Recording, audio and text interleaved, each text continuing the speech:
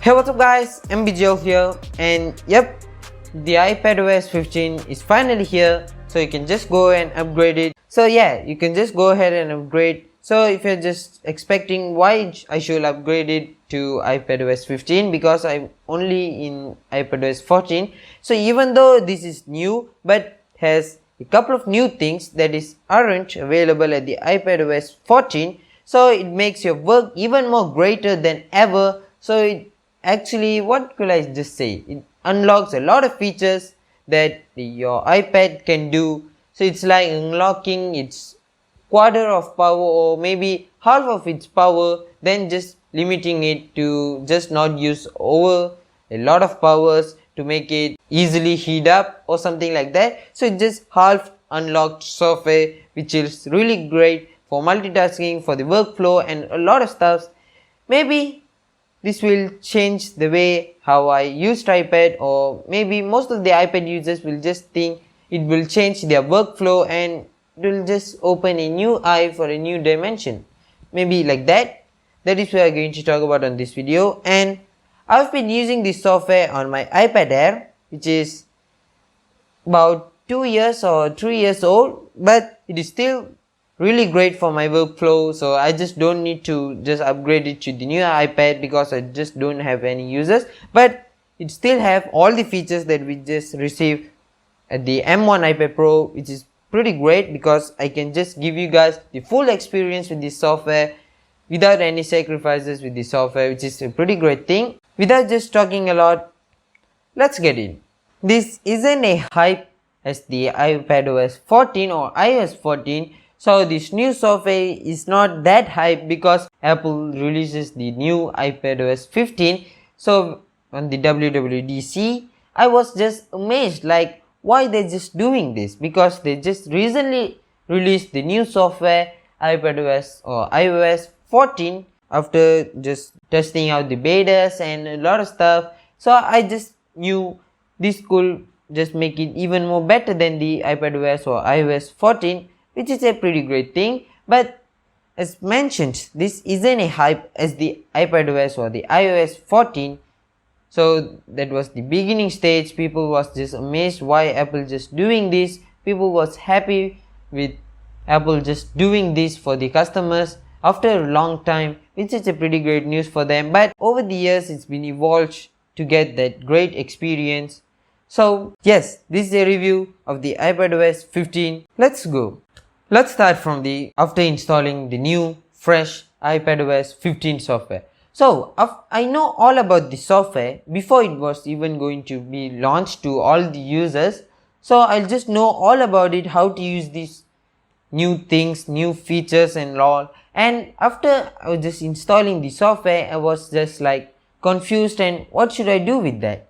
That is the first impression, which is a bad impression, but I was just like confused what should I use it for, and I was like on a hype where I can't even think what should I use it for. So that was the first impression. But over the couple of days after using it for a couple of things, so I tried to use it more than ever, which is a pretty great news. But I noticed some features that are top useful and which is pretty great. Let's talk about the features. And before going to the features, and what you can easily see is the home screen, right? That is the first thing before opening an app and doing anything. That is the first thing you see. But on the portrait orientation on the iPadOS 15, it's a bit tightened up. The app icons are a bit tightened up and it's not as big enough as the iPadOS 14. I don't know why it's happening. Hey, but it's happening and I kinda like it, if I'm being honest. So it's not a big deal, but just the thing that I just noticed, or maybe even you guys will notice it. So before going to the features that are just impressed and top most useful than ever, so please leave a like. It will just do a much better job and it will make up my day. Let's start from the first feature. The number one feature is the new home screen on your widgets. Not new home screen widgets. So it's just you can now add widgets to your home screen on which page you are just working. So it's just a pretty great thing. So from the previous update, you can't place widgets on your home screen. We all know that. except the last left page. But now you can place widgets on your home screen also on the left page, which is not that useful. So if you're that kind of a person who uses the all over the left page to just use widgets, I don't know how you're just managing to use it, but now you can finally place widgets on your home screen, which is a pretty great thing. So all you need to do to just add widget is just tap and hold your home screen and tap the add button all over to the left of the corner, and just tap it and choose the app that you just need to add the widget, and just choose the widget size and just drag and drop to your home screen. That's it. That's the pretty easy step that you can do to just add the widget to your home screen. So I think it is pretty useful and it will make your workflow a bit more easier than ever, because you just easily can see your calendar, your weather and all of those stuff. So developers are developing their app, or most of the apps are just developing to make it all work like a weather app or like a widgets. So it's like that. People are still developing, but other than Apple's own software and some third-party apps like Telegram and some other apps, so it is still on development. Hope we'll just see more widgets that supports these kind of things, which is a pretty great thing, and hope we just expect that. The second visual change is on the dock. Now by default Apple has the app library, which is there, just naming it officially, the app library, where all the apps are grouped by AI, which is a pretty great thing, but AI need to develop and learn from your use and a lot of stuff. So but it will just group all the apps by each section like creativity and shopping and a lot of stuff, which is a pretty accessible and easy thing to do. And also you can search the app right from there. Like, isn't that great? Because you can just search the app and drag and drop to enable multitasking. Now from the previous update you can't just do multitasking that easily, because you just need to have the app on the dock to enable the split screen mode or float up mode or whatever, just Apple naming it. But you can now easily just do multitasking, which I really like to do, and which makes the iPad more easily usable, and it will just make your workflow even more better, right? And Apple is just doing a great job in features with this new update. But if you hate the app library, you just don't need to do a lot of multitasking, you're just not that kind of a person, you can also turn it off, which is on the settings app. So Apple just now not forcing people to use their new features, they're just allowing just options, they're just giving options to users, which I really like. Thanks Apple. This is a small, or maybe this is a small ecosystem on Apple's ecosystem, because this app library works with two more features to enable a crazy multitasking, which I really like. So for all the apps except the settings app and the camera app, you can now see the multitasking menu at the middle of the screen all over to the top. So what it does is it will just show three multitasking modes when you just tap the three dots or multitasking menu. So when I will just tap it, it will show three modes for enabling the multitasking, like split view or floating view or something like that, but it will just enable three modes. And also it's like the Windows 11 feature. The fourth feature on this new software is the spotlight search. It's now even better using AI, which is a pretty cool thing. And who uses a lot of spotlight searches?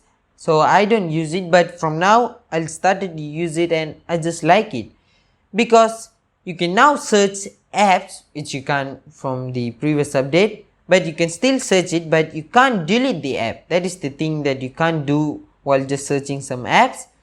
So now you can delete apps right from the spotlight search, which is pretty great thing, because it is just the simple thing. You can't just even delete a app from the search.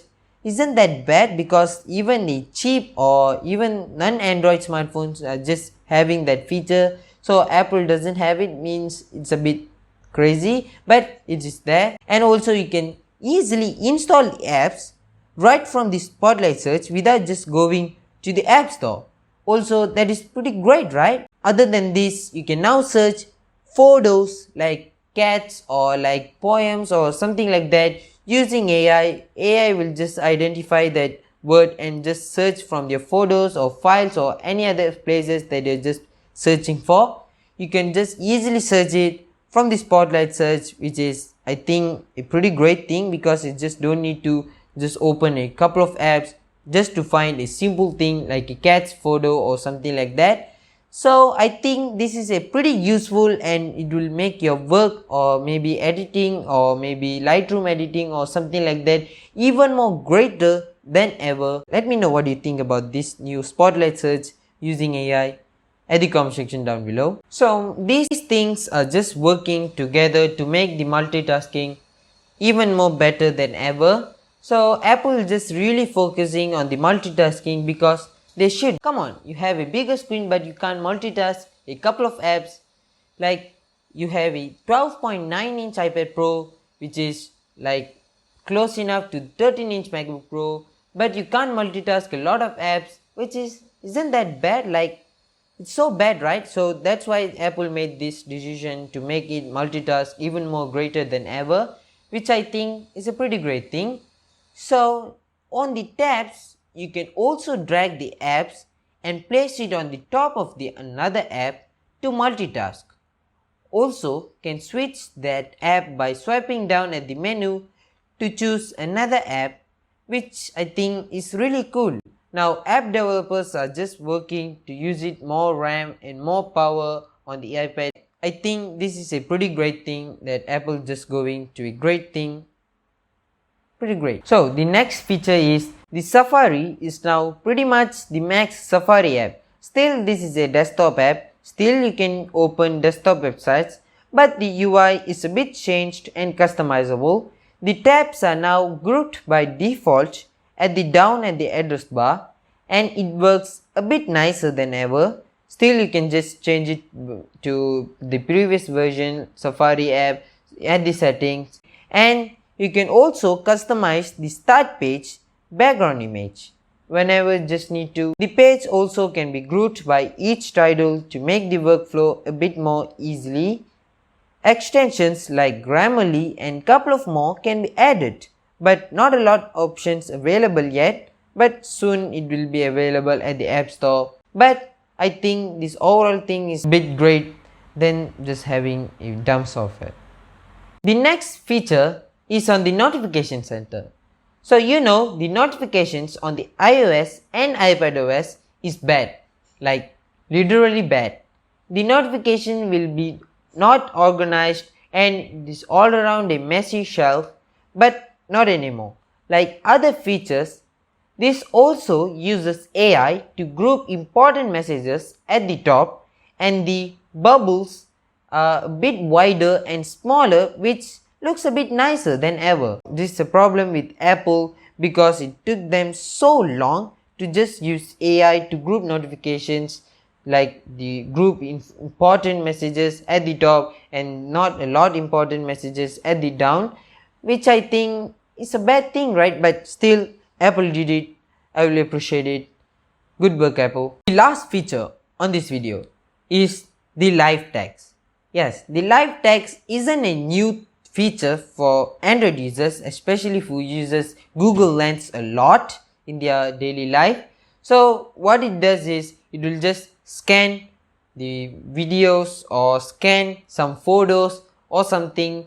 It will just scan the text in that picture and you can just copy and drag it wherever you just need to go, or just paste it on another app. Like for an example, I have a poem and I'll just need to scan this text. So all I just need to do is tap and hold the text and just drag it and select all the text, copy and just paste it on another app and just send it to another person like I wrote it, which is a bad thing. But hey, it's just a pretty great thing.